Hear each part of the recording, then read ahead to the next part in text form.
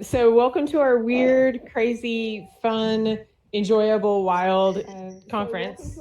And I'm going to go ahead and introduce DJ Darshana to give a, sorry, I was hearing the audio twice, to give a introduction about what this conference is about and like why we're doing it from the organizer's point of view, because he's done the lion's share of the work. So DJ, take it away. Thank you so much for organizing this. Not a problem. So this event is building on an event that, like so many this year, just couldn't happen. It was supposed to be in March this year at Baby Castles and Parsons in New York. When we kind of like floated this, we thought everyone would have forgotten about the idea. Initially anticipated a small online afternoon of presentations, but the response has been so enthusiastic that we now have 2 events filled with amazing speakers. The other thing is that things have changed so much since the first call, and in many ways, the questions that we're asking about game engines have an added urgency. So claims that game engines will democratize cultural production must be placed against recent news of an IPO for Unity 3D and a potential of enclosure of commons that entails. At the same time, we see the new politics of public and private space reflected in the incredible success of Animal Crossing, an engine of vernacular production in a lockdown that no designer could possibly have foreseen. Finally, we'd like to affirm that Black Lives Matter and note the power of play in the protests of athletes in the US against every theory that asserts a neat boundary to play that anyone should just shut up and dribble. We see potentials that exceed their disciplinary contexts. This is why the range of speakers that have been gathered here, from designers to artists to programmers, is so timely and important. Game engines have gone way beyond games, and we can't wait to hear what you have to say. Thank you so much. All right, without any further ado, I would like to go ahead and introduce our 2 speakers, Joseph DeLappe and Sarah Brin. To start with, Joseph is a professor of games and tactical media at Abertay University in Dundee, where I met him originally. And he relocated there in 2016 after directing the digital media studio at the University of Nevada, Reno, which he founded in 1993, which is the year I graduated high school. Joseph was born in SF, and he received the very first MFA degree awarded by the Computer and Arts and Design Research and Education Group at San Jose State University in 1990, working with electric and new media installations. He's been really extensive and prolific in his work. He was awarded a Guggenheim Fellowship in 2017, and he's developed works for venues such as Eyebeam, and he's worked in Mexico City and many other places, and that is Joseph.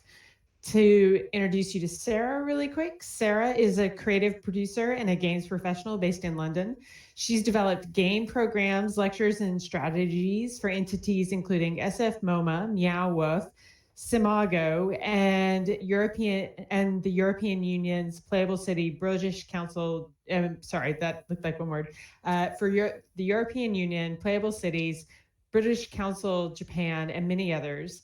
Most recently, she's worked as a director of business development for George R.R. Martin's backed immersive experience design company Meow Wolf, and she's currently available to hire as a consultant, guest, lecturer, or full-time staff. You can learn more about Sarah at her website at sarahbrin.com. All right, folks, go ahead, and I'm going to let you take it away now, if that's cool with you all. Cool. Well, Sarah, I think I'll just introduce the piece and then show the video, and then we'll chat. Yeah. Perfect. Sounds good. Okay, and I'm at a disadvantage that I can't see what my video looks like, so I'm kind of talking to a screen with no feedback here. But yeah, thank you. Thanks for that wonderful introduction. Sounded like you almost said University of Nirvana. I was going to say that would have been a better university to be at, I think.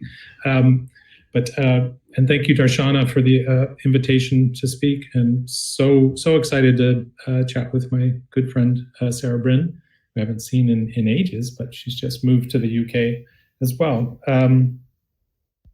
Yeah, so I want to show just, we're going to focus on one piece, a recent project today that really kind of fits well within the theme, exploring game engines. The piece is called Elegy GTA USA Gun Homicides. And it's a piece that was released in 2018, July 4th.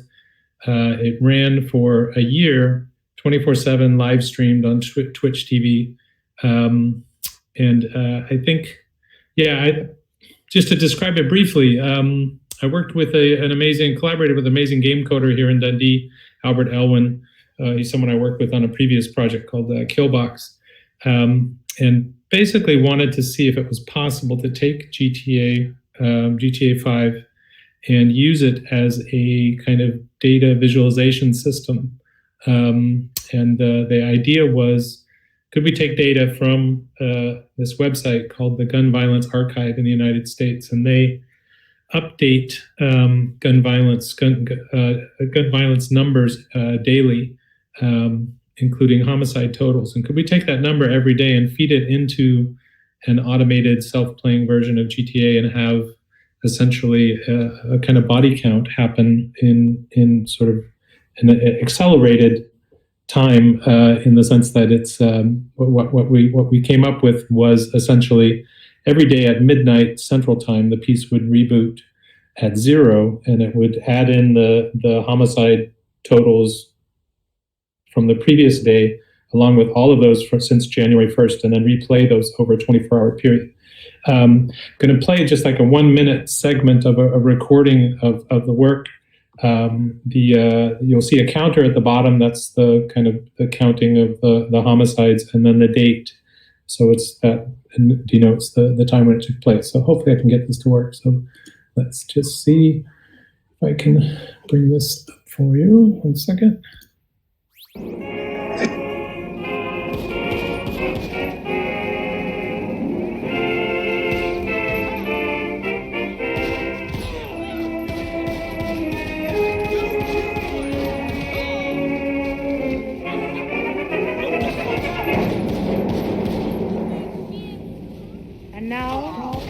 Now I'm hoping you can see this because I can't see it. Is it visible? To sing to you a song that's never been sung before by anybody. Okay.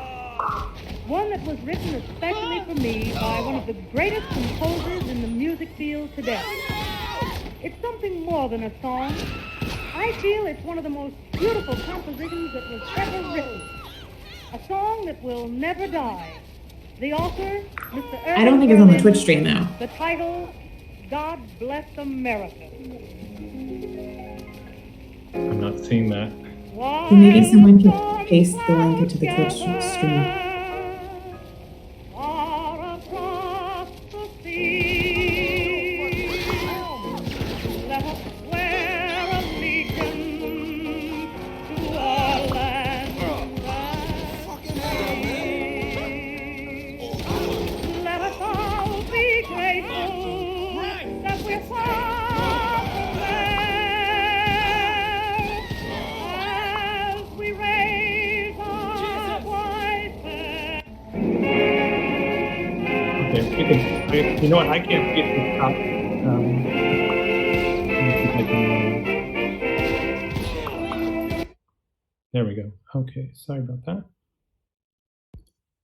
Okay, so hopefully you saw that. It's just a brief segment from the piece, and again, I don't think I mentioned the soundtrack was kind of the last addition to the work, but we went through a whole bunch of iterations to actually kind of get to the final result of this piece, and much of that was defined actually by the restrictions of the game engine and the programming for the game. I mean, for example, my first idea when we went in to do this work was to actually have a static camera and essentially just a growing pile of bodies, that would be essentially this data visualization of those gun homicides every day, and just sort of piling up until it got to be towards the end of the year, which was about 15,000. But that turned out to be impossible, as GTA 5 only allows 256 NPCs at any given time. So then that then led to the notion of, okay, well, let's see, what if we did a moving a moving camera, because we know in these game spaces when NPCs or avatars are killed, they tend to die and lie in space, and then they eventually sort of disappear, and then they repopulate elsewhere. So that we took advantage of that, and essentially we tried a forward point of view, and that didn't look quite right. And I suggested to Albert, I said, let's just make it backwards. Let's see what that looks like, and do a slow backtracking shot. And it was perfect. It really has, to me, a kind of I've always loved the ends of films, where you can see, you sort of know when that backtracking shot happens that the film is about to end, and this has a kind of continuous, non-ending end, if you will. It was really monumental undertaking to keep this piece going 24/7 on Twitch. A live stream, I was interacting with my computer long distance from my studio if I wasn't there, via my phone or my laptop. A piece had to be rebooted probably 2-3 times a day. We also had to deal with updates of GTA, where we had to wait and then for the mod to actually be updated as well. But I think the work, from my perspective, I think it is a way to take this kind of abstract number of nearly 15,000 gun homicides per year and make it somehow visceral, somehow real, and also using a video game, and video games are so often blamed for violence, and there's a story behind that actually as well. Maybe it'll come out in our discussion. But anyway, I think I'll leave it at that, because we want some time for some questions and some back and forth between Sarah and myself. So, Sarah. That was great, Joe. Thank you. As we discussed previously, and we chatted about with the organizers, both you and I are from California originally. We've both kind of relocated to this side of the world. You're in Scotland, I'm in London.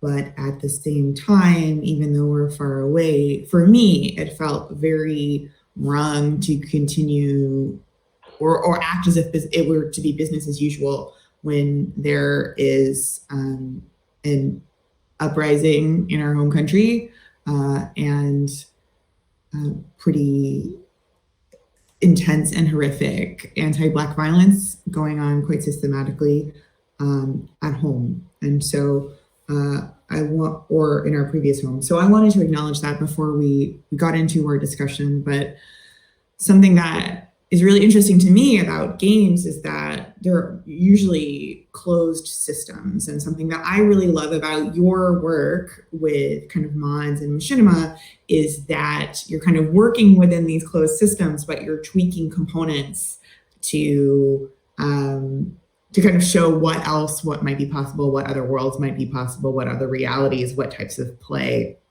whether that's fantastical play, or in the case of Elegy, something kind of very bleak and serious and real. So I was wondering if you could speak a little bit about,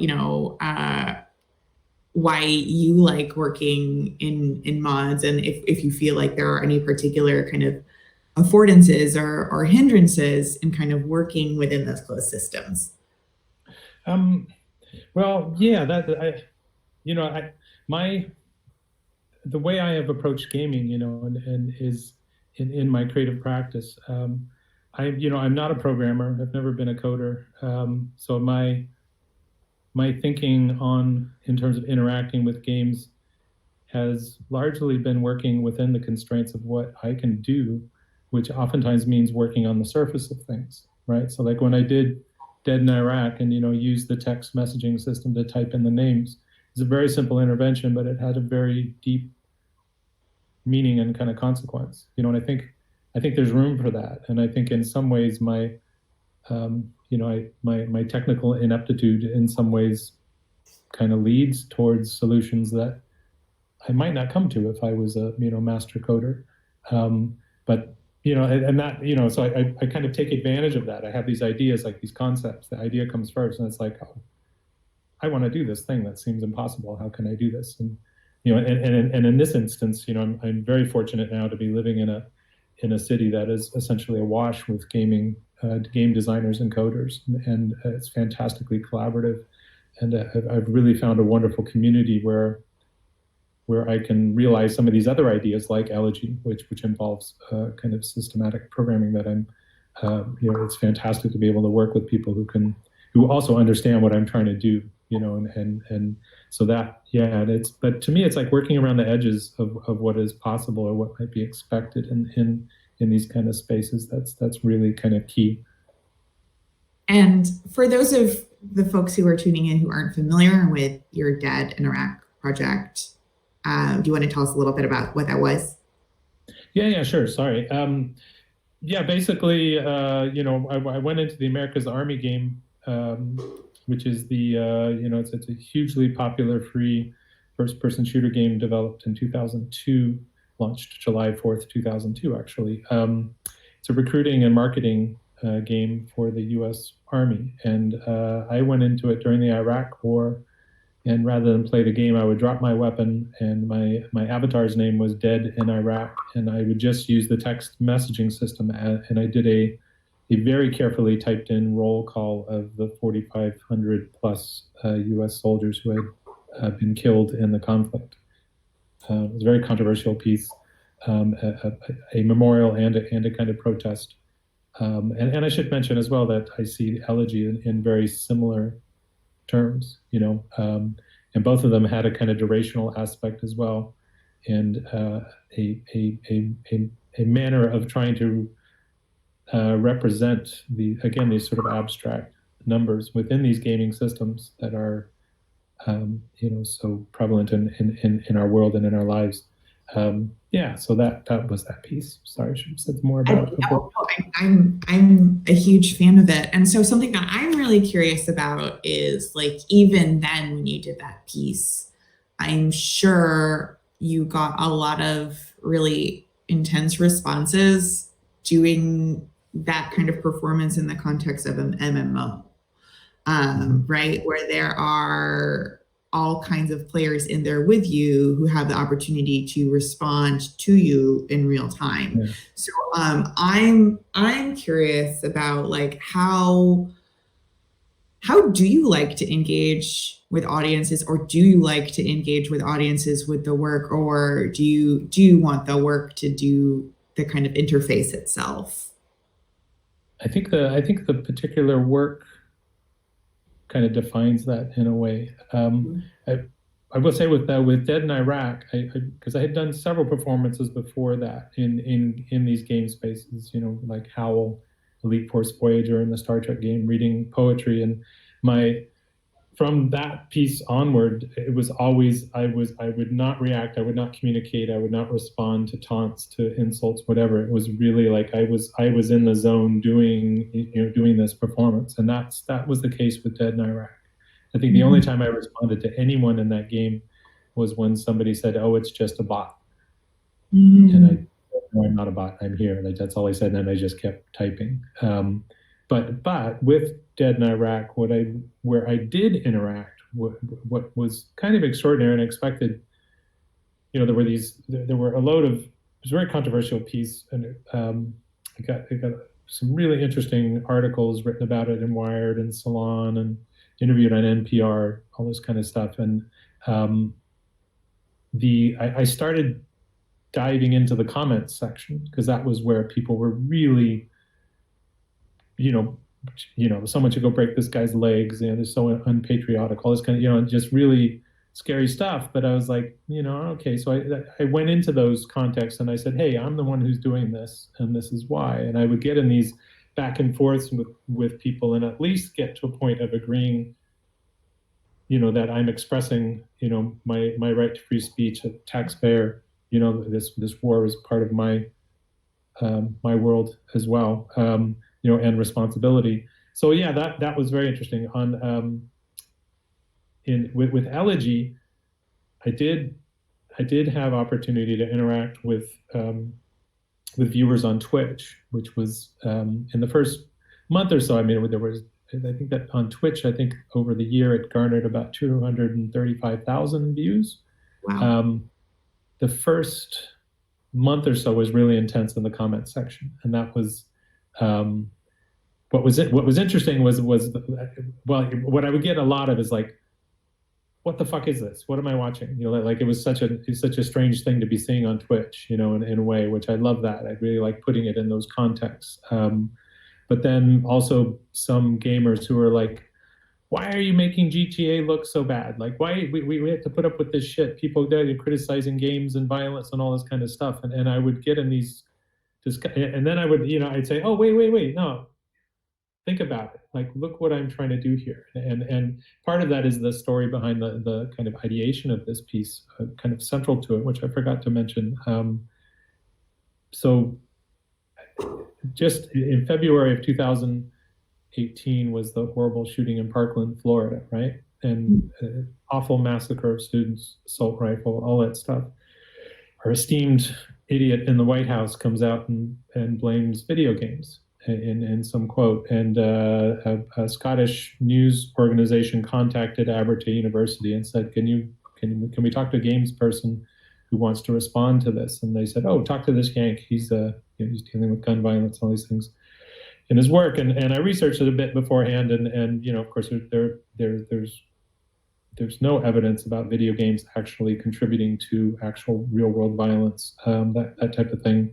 But and so, I was quoted in the article and discussing all this kind of stuff, but it really sort of, it got the wheels turning in terms of the thinking about this piece. And I'd been thinking about GTA as well, because I didn't realize this until coming to Dundee, but it actually was made in Dundee, the original version of the game. And so there was in some ways, all these things kind of sort of tied together, but it was as a way to try to take the game space and sort of turn that argument on its head, so that the reality of what's going on in the world as represented in the game space is so horrible that you cannot help but think about the real guns out there in the world, which is the real problem, right? That there are 300 million guns in the United States, or whatever the ridiculous number is. It's like, so I would get in these, these kind of back and forth with these people watching the Twitch stream, which was quite interesting. But I'm really interested in that. I'm actually looking towards some projects as things go forward that will involve more opportunities for that kind of dialogue in the actual performative aspect. But yeah, that's I do think it's really important, because first of all, I think it's a very unusual experience within any kind of art making to be able to kind of engage directly with the artist. And I think that's something really special about the work that you do and some others. But also just like in this era of particularly terrible behavior on the internet, just like part of my heart is breaking in advance.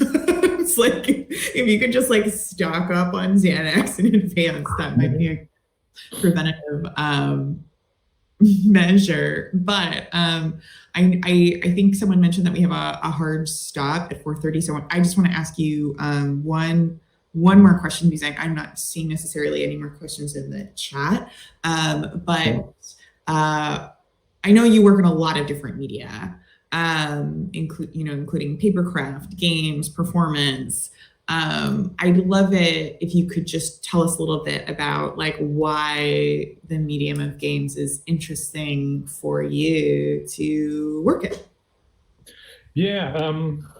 Well, yeah, I've been working with this stuff since like '83 or something as a student, so I came to it from a background of studying to be an illustrator.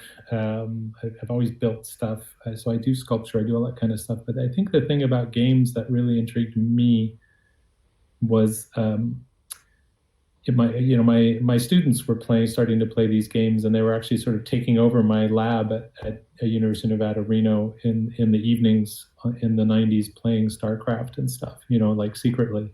And when I found out, I was like, oh, that's fantastic. Let me see what is, and so I started seeing what these games were, and and it all ties in some ways back to the kind of like I remember Jared Lanier in the late 80s and early 90s, and he was then proselytizing about VR, and we're going to have these interactive spaces and everything's going to be fantastic, and flowers and perfume, and it's like, and it was such bullshit, and now he recognizes that, which is great. But then I remember the first time I played actually an immersive kind of 3D shooter. I got a free disc of Marathon that came in with an order we had gotten from not Apple, but the Mac store it was before the Apple Store, but anyway, we got these free discs and I played it. And I remember like playing this thing and just being like completely immersed and wandering around this 3D space. And I was like, okay, so there was this promise of what these kind of spaces would be.